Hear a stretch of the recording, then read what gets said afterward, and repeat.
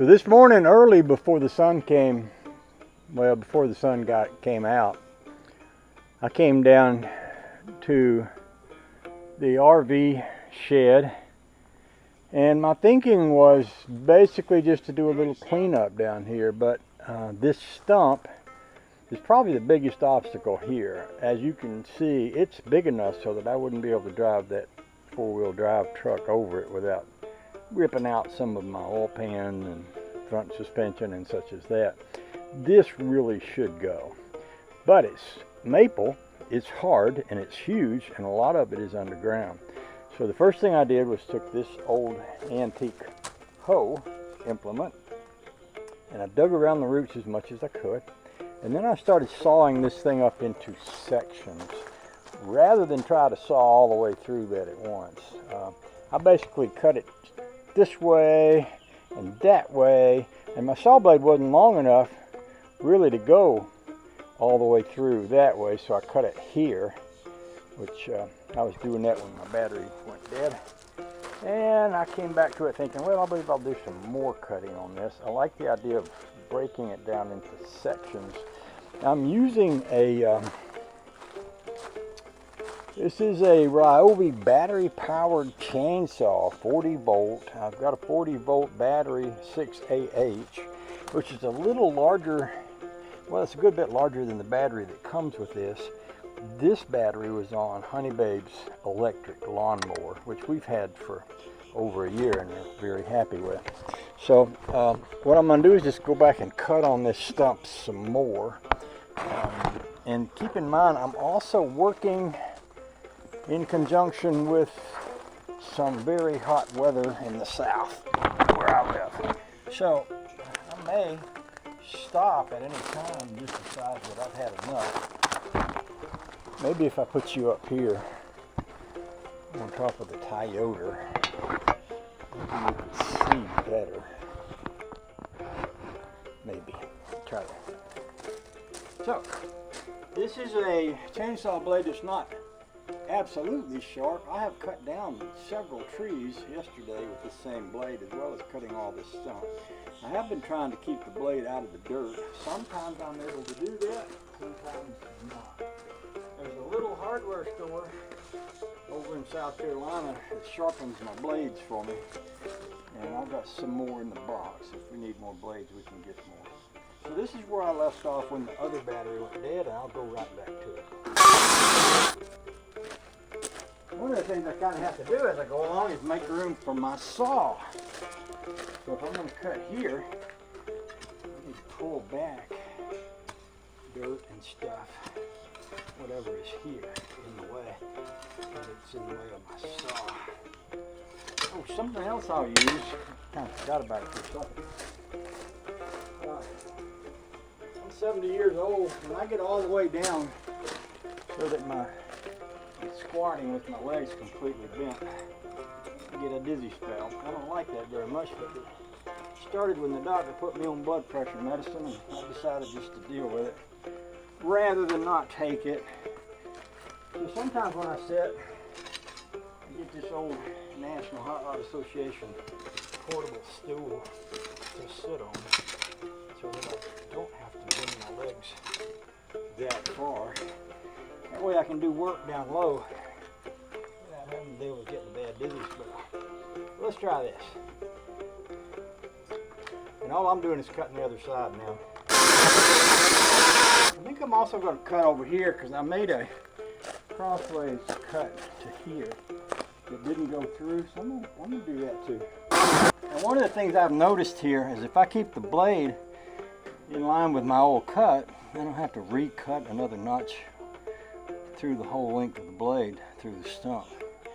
And that matters because you know, no need in making unnecessary cuts, but it does require a little bit of focus to make sure that I'm not cutting a new path every time I put the blade in from a different direction.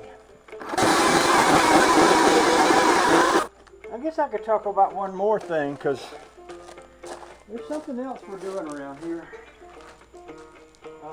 I recently, well, I've been influenced by Todd and Lisa. Todd is retired Army, and he and Lisa live over in Virginia, and for about the last year, they've been living on a farm where they help to manage that farm,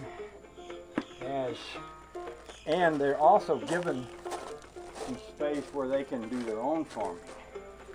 And he's into sustainable agriculture, and they've been talking a lot about growing things, and they've actually come to the point where they're growing and processing their own food and buying very little from the grocery store.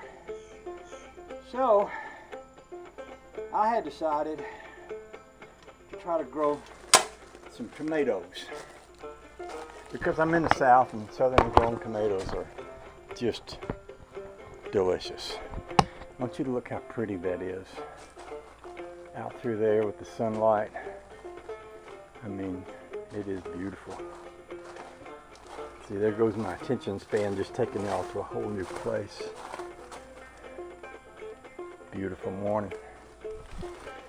So anyway, in talking, and I'm by the way, my so far at tomato growing, I'm terrible. I ain't doing any good at all. But I did decide to start a compost bin, and I had an old barrel that I found floating around in the lake. And I drug it up on the boat, brought it home, you know, a way to clean the lake out. It's not good for a garbage can because it's too big to get a garbage bag into, but it's probably pretty good for a compost bin. So I've been putting stuff in the compost bin, and surprisingly, it's kind of almost, it's got quite a lot in there already, just in about a week. Literally, it's got me to the point where I'm thinking, well, maybe I need another compost bin. And I've got this old barrel over here that back when Bill was living nearby, he wanted a burn barrel. We went out and bought a couple barrels. He gave me one. And I'm thinking, well, I might cut the end out of that barrel and have a second compost bin down here. That way I can put more stuff in it. Because there's a lot of stuff around here that can be composted, not just food, but literally. I recently cut a trail through here. It's just something else I did this morning. A lot of this old black dirt that is basically decomposing old tree leaves and stuff is very good compost material.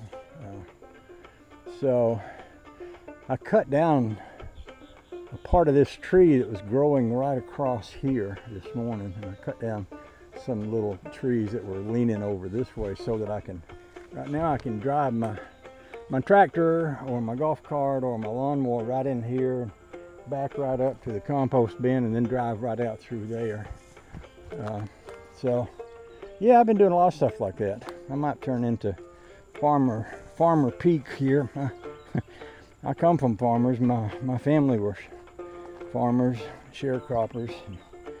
My granddaddy was killed on a tractor, and he was a pretty famous farmer. My dad left the farm, went to work in a factory, but that's getting me into a different story. So here we are with this tree, and we've got it sectioned up, and it's not just the tree, you know, it's these big roots sticking out, and they need to go. So if I want to cut out a section of this, I probably should start cutting it back here and cut along that root, which is pretty massive there, and it goes down in the ground. And one of the things I don't want to be doing is digging dirt with my saw blade. That's about the best way there is to dull your saw blade. But I'm thinking I could just pick a side. I might pick this side and just go that way, or pick that side. You know, I'm going to pick one of these sides and just run my saw blade. Maybe this part right here, because it don't have a big root. That'd be a good place to start.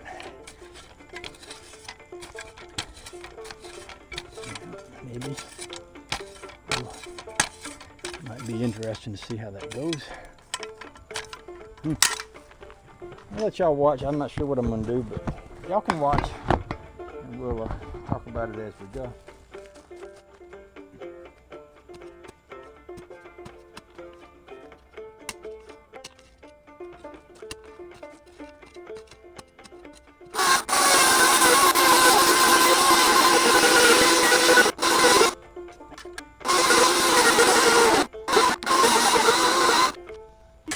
progress is being made.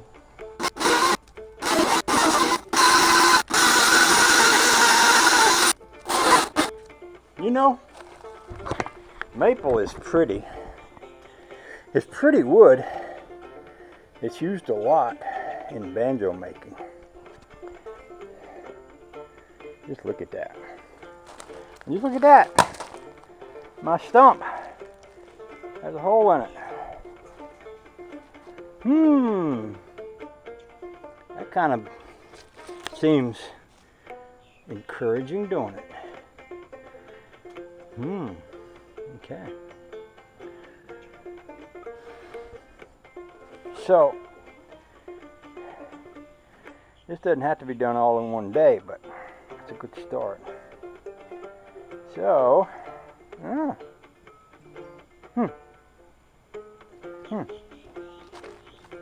okay.